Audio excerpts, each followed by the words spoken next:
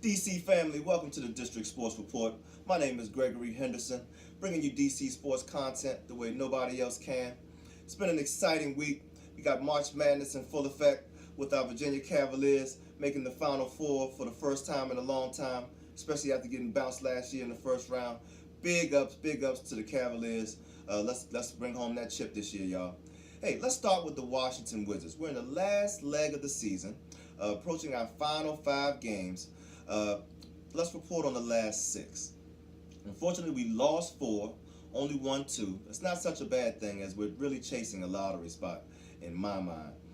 We lost 4 games, like I said, first coming to Miami Heat, with Dwayne Wade putting on a renaissance performance, scoring 11 out of his 20 points in the fourth quarter, putting it to us. Wiz fell 113 to 108.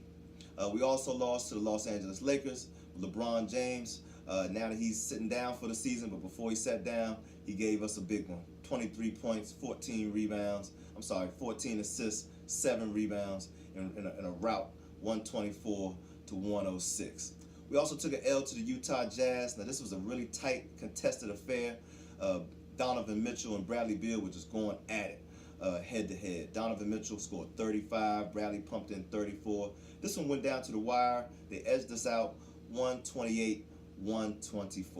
Last but not least, we lost last night to the Chicago Bulls, even without Otto Porter. It was a tough game. We lost by 1 point. Should have won it. Came down to the wire. Walt Lemon Jr. hit a couple of free throws with 1.8 seconds left. Unfortunately, we lost Jabari Parker during the game to a knee sprain. That really hurt us. He's really been playing well, obviously playing against his former team. Chicago was on a 5-game losing streak, but they snapped it. We took the L. We did get 2 wins, one coming against the Phoenix Suns in a very tight game. We won 124 to 121, very high scoring. Amazingly, we won despite Devin Booker scoring 50 points, and he scored 50 points back-to-back, youngest player to ever do that. We also beat a surprisingly good Denver Nuggets team in Denver. This was a big game because Troy Brown was kind of his coming out party. He scored 24 points. He made 5 of 7 threes, led us in scoring. He's been starting lately. The last 3 games, he's averaged 15 points, averaging 36 minutes a game. It's like they've been watching the show. Better late than never. It's kind of late in the year to get my man some minutes, but I'm happy he's getting the burn. I'm really happy he's building some confidence. This is a really big summer for you, Troy Brown. I know you're going to be trying to go into that sophomore year, really stepping your game up.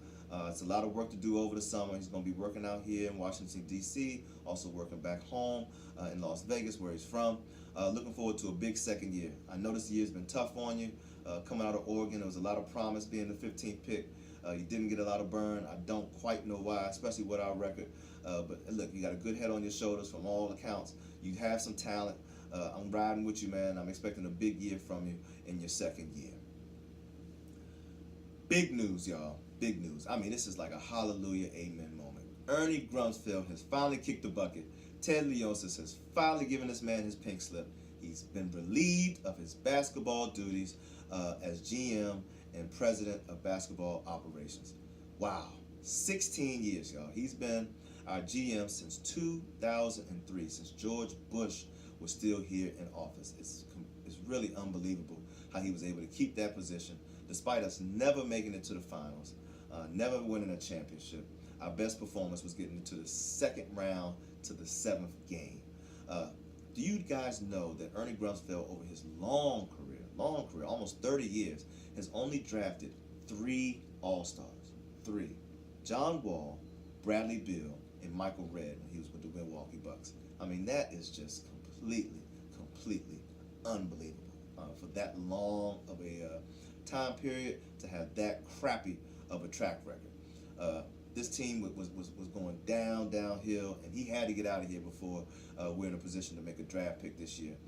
He doesn't have an eye for talent. He's proven that over the years, and he doesn't value draft picks. I'd be very surprised if he ever gets a GM job again.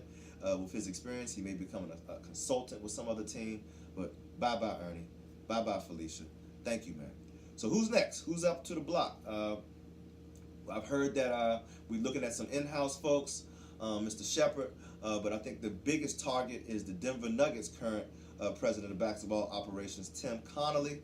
Tim Connolly was formerly a member of the Washington Wizards. He was the head of our video crew, full-time video coordinator, and developed the organization before he departed to the Charlotte Hornets, before he made the move up to the Denver Nuggets. It's a big time. He's still under contract right now, so it's not as easy as we think to kind of get him here, but he is the target, I'm hearing, from a lot of accounts. It'd be nice to have him in here. You can look at the Denver Nuggets. Hey, they're the second team in the West. They got a young team. They built their team under the draft with some very, very meaningful picks. If this guy can kind of come in and do some similar things, then the future will be bright for the Wizards. So stay tuned, see who we bring in to take Ernie's place.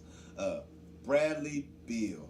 I mean, how many accolades are you going to collect this year, bro? I mean, it's unbelievable, Big Panda, what you've done. I feel like every show we're talking about some type of franchise record that you have broken.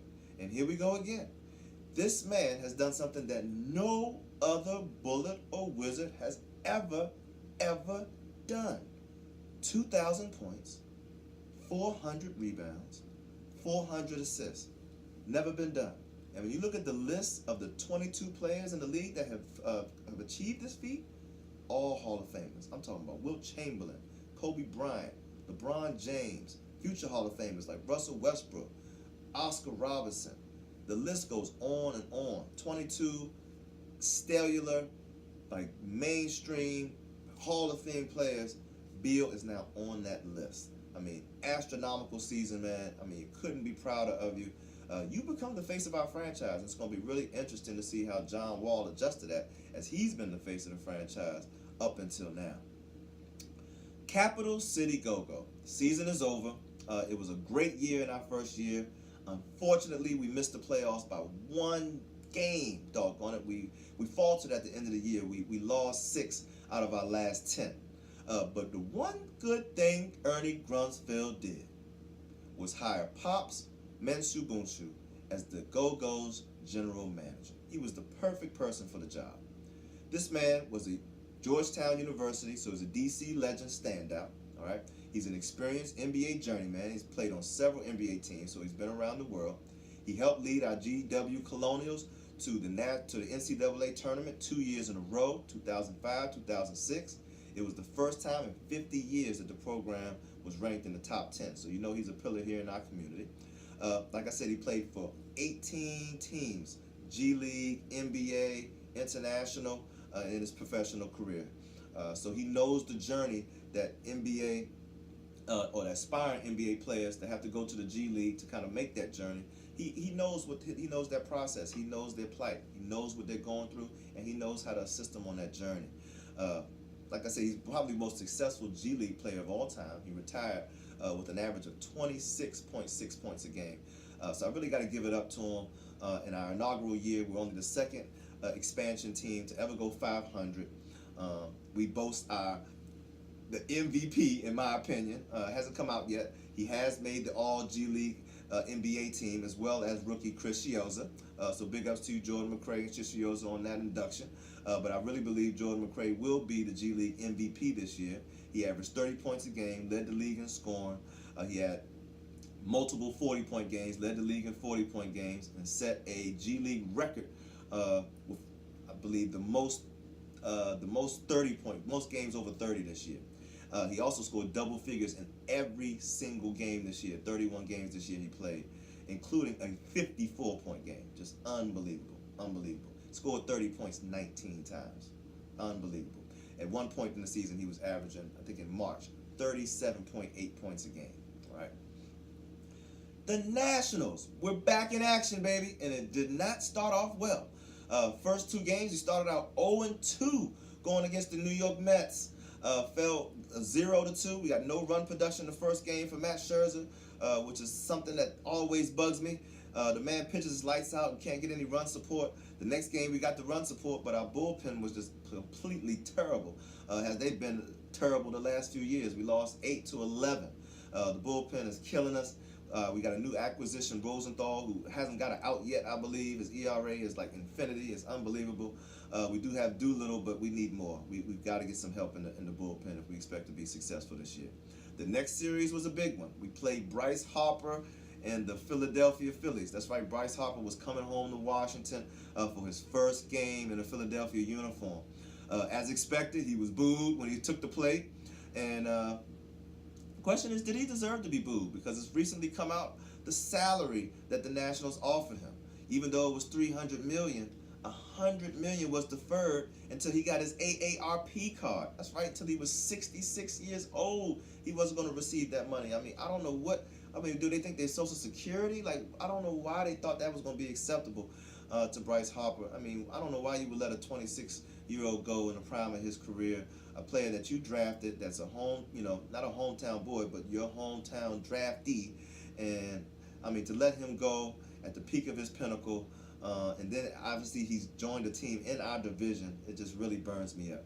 So I was hoping that he had a terrible game. I was hoping that we'd strike him out 6 times and he'd go home sad, but it didn't happen. Mad Max did strike him out the first time, got us all sized up, but then he came back and hit 2 home runs and they crushed us 8-2. One of them was so long, I swear it went to Hong Kong. He flipped it back and just told us, F us, man, F Washington. And now he's happy where he is. Very, very sad, very sad. We did get some revenge the second game, thankfully. He still went 2 for 2, but we did get the win 9-8 on a walk-off walk. Thank goodness, and bringing our record back to respectability. Next game was against the New York Mets, a chance to get back to 500. Got a big game from Juan Soto, who hit his first home run of the year, going 3 for 4, showing why he's such a star, why we definitely don't want to get rid of him. All right, so Nationals are back to 500, 3-3 as we move forward to play the Nets on Saturday. With Strasburg on the mound today, we got the W, so that's great. All right, Washington Caps, big time win tonight against the Montreal Canadiens. We have clinched the Metro Division Championship, or Metro Division title, for the 4th year in a row, back to back. We had the Islanders on our heels, we had Pittsburgh on our heels all year, but we made it happen. So proud of our Caps. We're going for that Stanley Cup again. Hey, sad note, Mike Kempney is out for the season. The hamstring proved to be torn. He had surgery. Much prayers to you. He's out for 4 to 6 months. But you know what? Nick Jansen is proven to be a viable replacement. He's playing really well right now. It's that next man up mentality. I'm really looking at him to carry the torch and pick up where Kempney left off and really be that galvanizing impact that Kempney was that led us to that Stanley Cup last year. The great 8, Alex Ovechkin, continues to excel. As we know, he scored 50 goals this year once again. Only player in the league to do it. He's chasing Wayne Gretzky now. He's got his eyes on Wayne now. He said if he stays healthy, he thinks he can become the all-time goal scorer. I'm with you. Let's get it, great 8. If anybody can do it, you can do it, champ. Hey, first things first, though. Let's bring home that Stanley Cup where it belongs. DC, baby. All right. Watch out for the Virginia Cavaliers in the March Madness. Tomorrow night, the Wizards play the San Antonio Spurs, fan appreciation night. I'll be there. Should be fun. Let's get this loss. Yeah, this loss. I'm not looking for any more W's, all right? I'm not looking for any more W's. We got a very close record between the Memphis Grizzlies. We're very close to the Dallas Mavericks. We're even very close to the Atlanta Hawks. I would like to fall under all 3 of those teams and hopefully get a top 5 pick in this draft instead of 7 or 8. It's a big difference. This draft is really top heavy. If you don't have one of those top picks, you're really kind of rolling the dice. So even though I always cheer for my Wizards, I hope everybody has a good game. I hope we lose by a couple points, unfortunately, so we can keep this draft status. Hey, we lost a real one, y'all. Nipsey Hussle. Let's keep it going, though. Eritrean American, community activist, doing so many big things in LA and outside of LA. Obviously, we know his intentions on putting out the documentary about health and wellness from Dr. Sebi. Senseless violence, y'all. It's got to stop. But you know what? The marathon continues. Hey, sometimes the good die young. Nipsey, you have planted a seed in me and many others, and we're going to carry it forward, supporting our black businesses, becoming entrepreneurs, galvanizing our community, taking care of our families. The marathon continues. We're going to keep running this victory lap, bro. You will not die for nothing. DC, we love y'all. Come see us. Check us out. District Sports Report. Subscribe, like, comment. You know we love you. DC or nothing. Peace out.